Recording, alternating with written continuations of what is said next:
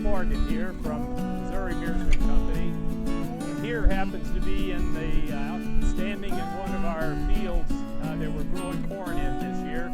This happens to be one of the fields that we rented from another farmer, and we are the harvest.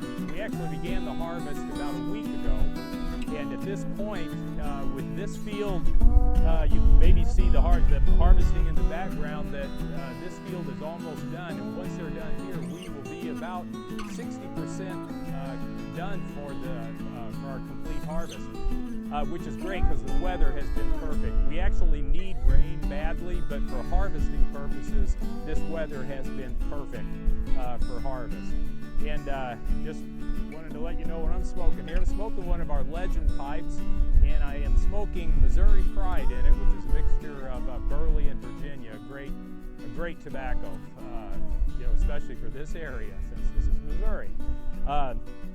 All the other farmers in the area, and you may not be able to see it around us because we're mostly surrounded by beans here, but most of the other farmers in the area have already harvested because they plant about 2 weeks earlier than we do. And we have to do that because of the variety of corn that we have. It doesn't handle cold weather, which we've gone over before.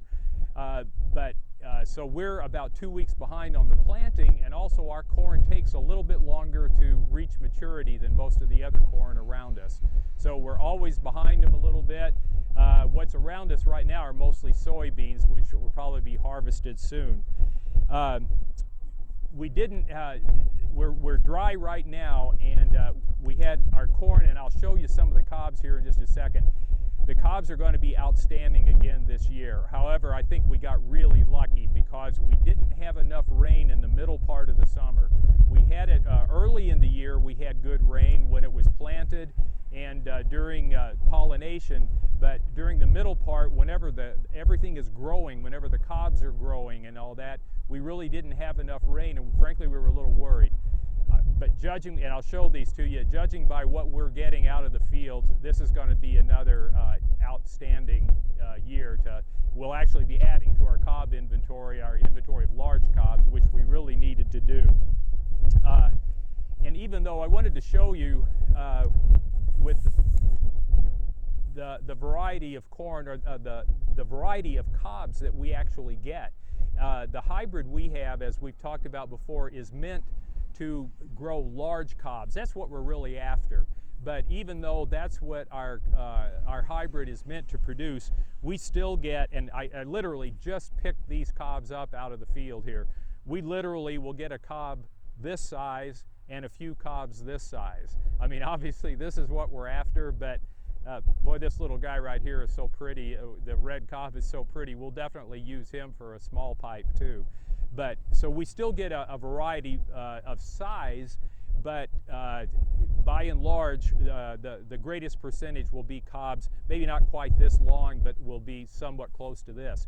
And in addition to the variety of size that we get, we also get a variety of color. And this comes from the exact same seed. And these cobs, you can see there's the one cob in the middle is really red. I mean, it's just a beautiful red color. And the one on this side of it is more or less a salmon or almost a pink color.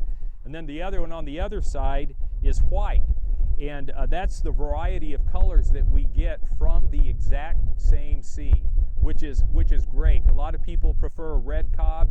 Some people prefer the white cob. So we're fortunate that we've actually got both of those colors, and then something that happens to be in the middle here too. So just wanted to show those to you. And literally, we just now picked these up out of the field. These are ones that the picker did not pick up, but we've just watched them dump a load of corn, and that we're getting a great number of cobs out of here. So just wanted to show you, that the variety that we're getting there. And again, if the weather holds, and it's supposed to, I think we're supposed to have rain tonight, and maybe then some dry weather again. It should be no more than 10 days before we will have the harvest will be complete.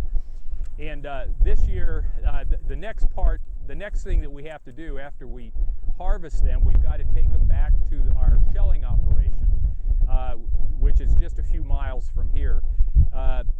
In the old days, or whenever I first started about 10 years ago, I guess I consider that the old days now. In the old days, we were using these old shellers. The one we were using was an old McCormick sheller from the 1930s.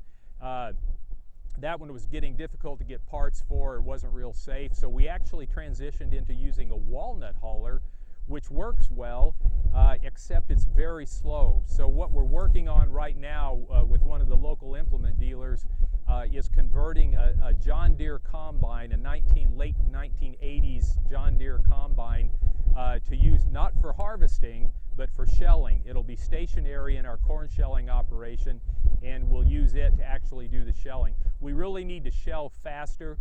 For one thing, the quicker that we can shell the grain off of these cobs, the quicker the cobs start drying. And as we've told you before, ideally these cobs, we need them to dry for about 2 years on the 3rd floor of our plant. So the sooner we can get the grain off, the sooner these babies will start drying out, so that we can use them, to make our pipes. And the other reason, for shelling faster is, we sell the grain. So selling the grain helps offset the cost of growing the corn, which has gotten more and more expensive every year.